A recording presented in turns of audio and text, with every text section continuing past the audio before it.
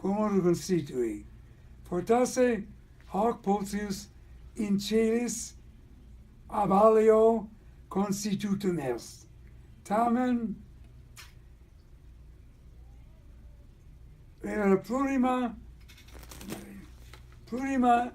mea in vita, e venerunt fere, non dico miracolo, sed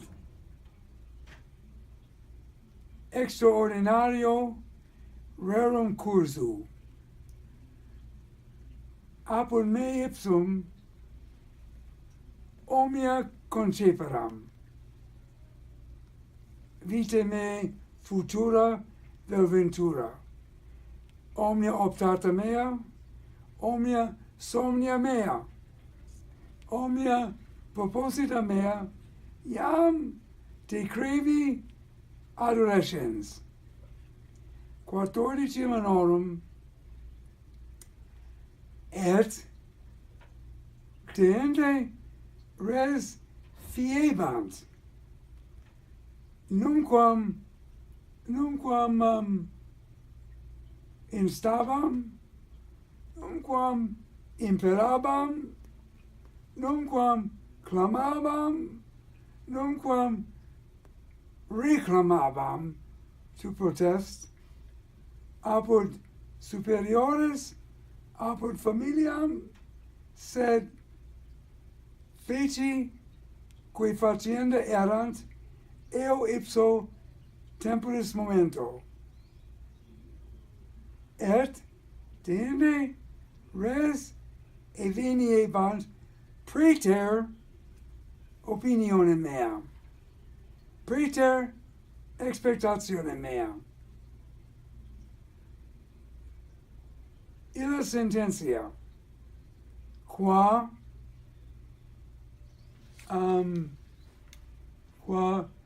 decrevi nomen dare ordini religioso Carmelitarum erat tertium maximum, digamos,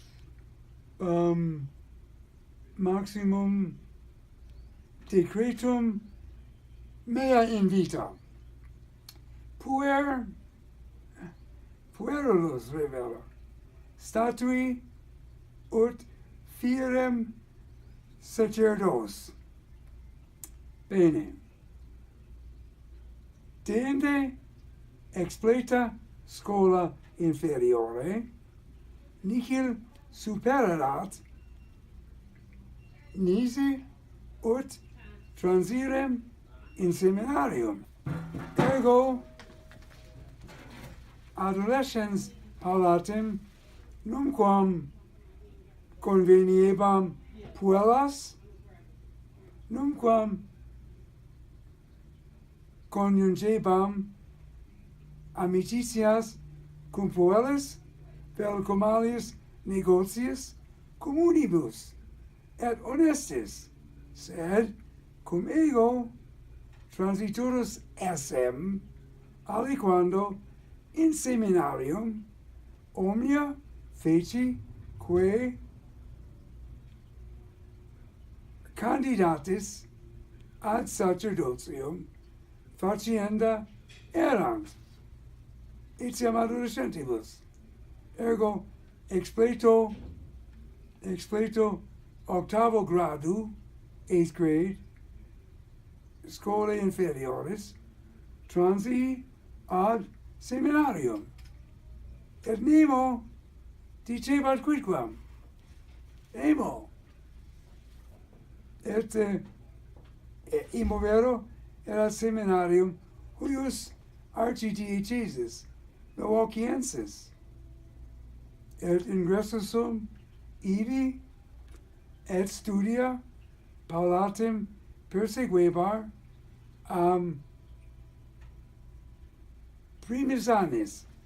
primis duobus annis. Quibus annis debeo hoc fateri maxima puncta et maximam laudem et maximam splendorem studiorum eorum consecutusum. Imo vero, media mea puncta, my average, in secundo anno, scolae superiores, sophomores, erant maxima puncta totius historiae, apud seminarium. Sed eorum tempore, aliquid fiebat in animo meo. Fortasse ex divina providentia natio, sed veniam ad rem nostram, brevi. Ego cepi cupere et apetere non solum sacerdotium, sed communitatem quandam sacerdotalem. Paulatim nolebam esse parocus in aliqua paretia ruri, paretiam in paretia urbana. Nolebam esse parocus diegesanus. Quid faciam, or quid facerem? Interia collateram cognitiones, notiones, notitias de mille ordinibus in ecclesia. But quia sacerdos quidam amicus meus me rogavaram ut collectis illis notitiis haberem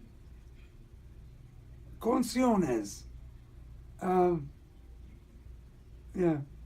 orationes ad adolescentes, de Jesuitis, de Franciscanis, de Benedictinis, de omnibus ordinibus, et collateram cumulum notitiarum. Eorum tempore fovens meo in corde, illud desiderium per illud somnium, cupio ingredi communitatem sacerdotalem, religiosam certissime, sacerdotalem. Quodam die omnia casu, quodam die domi me ingressus sum cubiculum meum, et ibi erat cumulus notitiarum, de omnibus, et eminebat involucrum,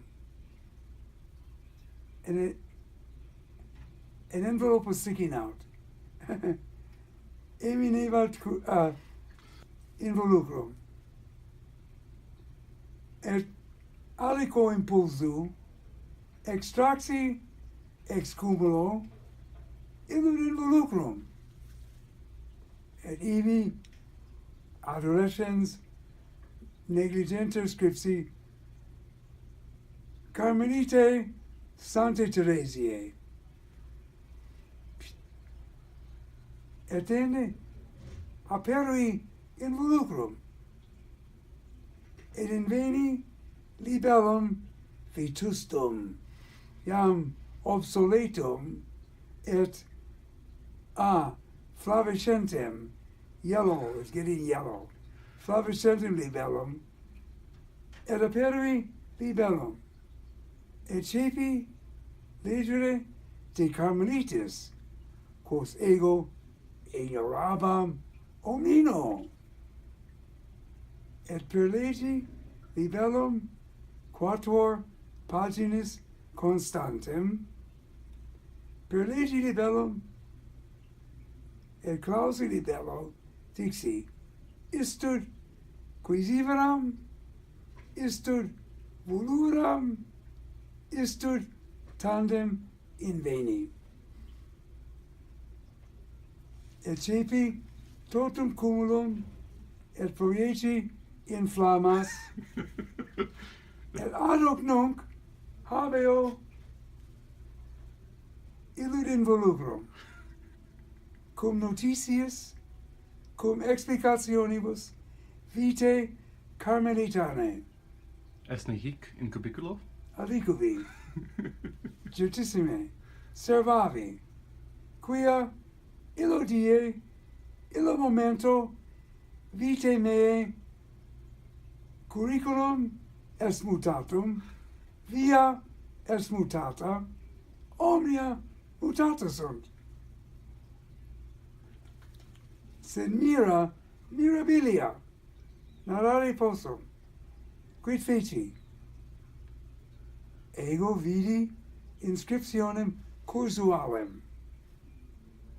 Inscriptieis Carmelitis Bostoniensibus et petivi plura necessaria de ordine Carmelitano, et mihi miserunt alios libellos et Gustavi et intellexi et alicomodo excandescebam amore istius ordinis religiosi quem casu inveni in cumulo et cepimus frequentare commercium epistolarum inter me et fratres bostonienses. Illo tempore, parenthesis, frater ille, Bonaventura, vivit nunc mecum, erat Bostonie, sexaginta, sexaginta quinque aveganos, 65 years ago. Dende, mihi aliquando responderunt, cur scribus Bostoniam, habemus duo cenobia, duo monasteria propete, alterum Sancti Floriani, et alterum Sacri Caelis, Holy Hill. Ergo potes adire eos fratres et cognoscere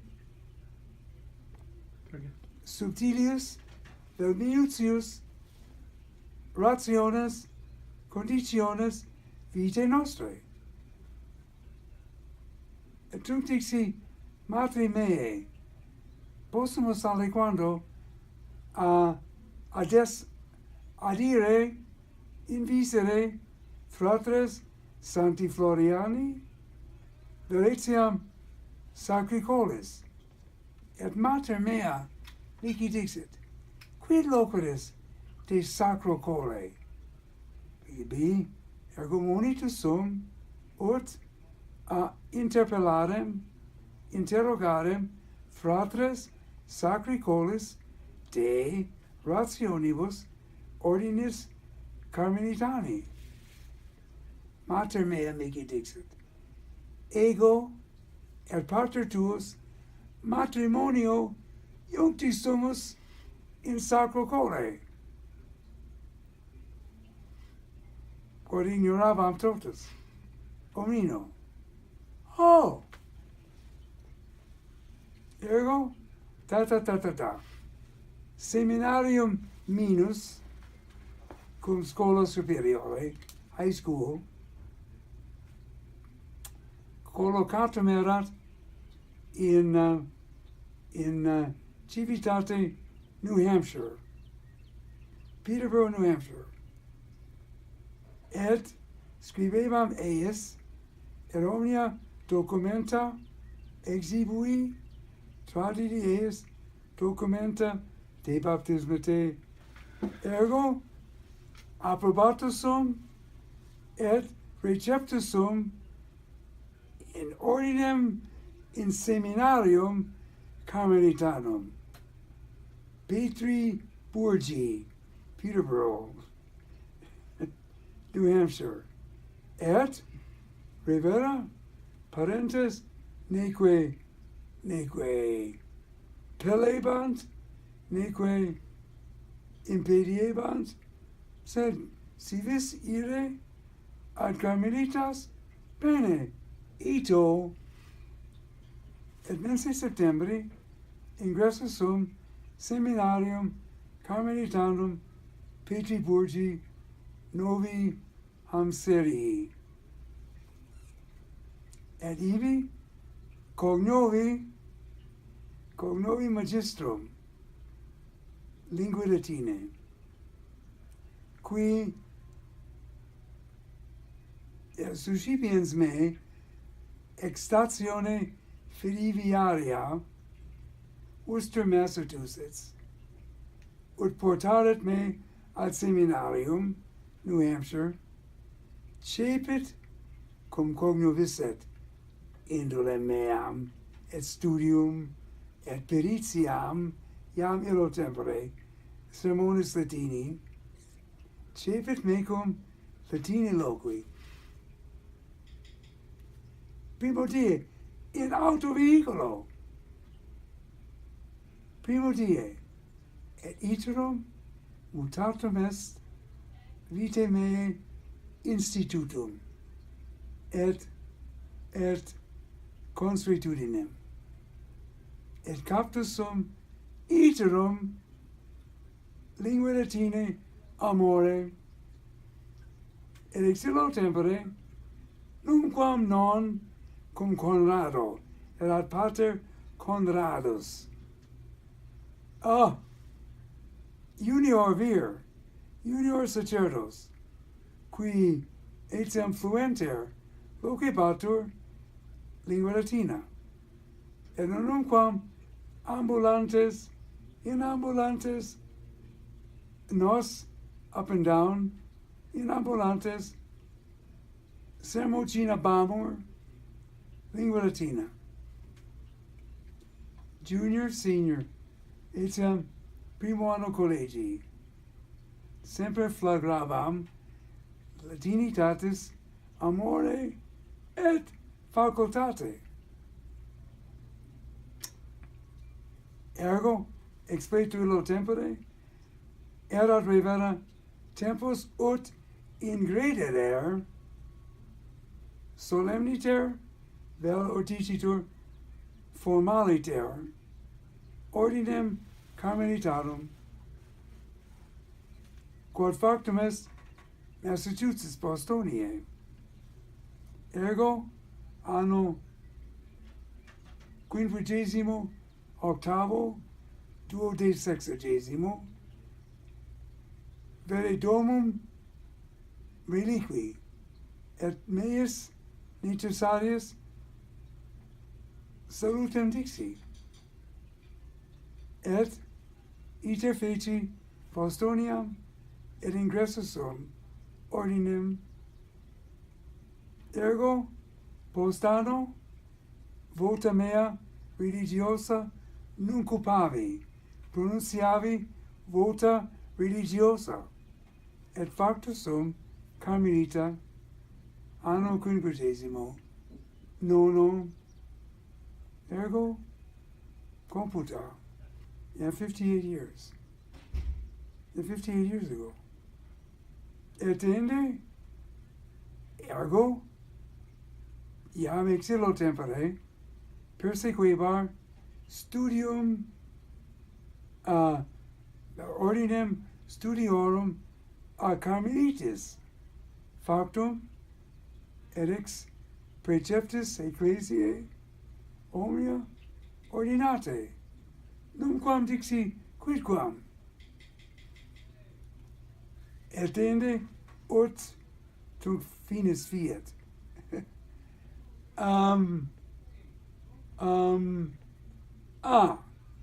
Expedito novitiate Bostoniae omnes nos eramus septem novitii, transivimus ad sacrum colem, ut operam navaremus studiis philosophiae. Et tribus annis ibi exactis, transactis tribus annis, me destinaverunt Romam. Et missus sum Romam anno sexagesimo altero, missus sum Romam ut sacerdos fierem Romae, et ut gradum academicum in theologia sacra adipicer, artiperem gradum theologiae. Ego est pars mea carmelitana. Deinde as res mira, parentes iuncti sunt matrimonio a carmelita. Legieva. Apud sacro colem, ubi nunc sepulti sunt. Ruri in silva. Fodimus fossam, ego et familiares, Tuit se. et recineres per reliquias reposuimus in terra, Liquid ne? quis consonie licet. Ibi aciant, ergo ibi matrimonio ceperunt vitam meam, et ibi dormiunt in pace. Et ego mortus prope eos sepeliar in cemeterio carmelitarum,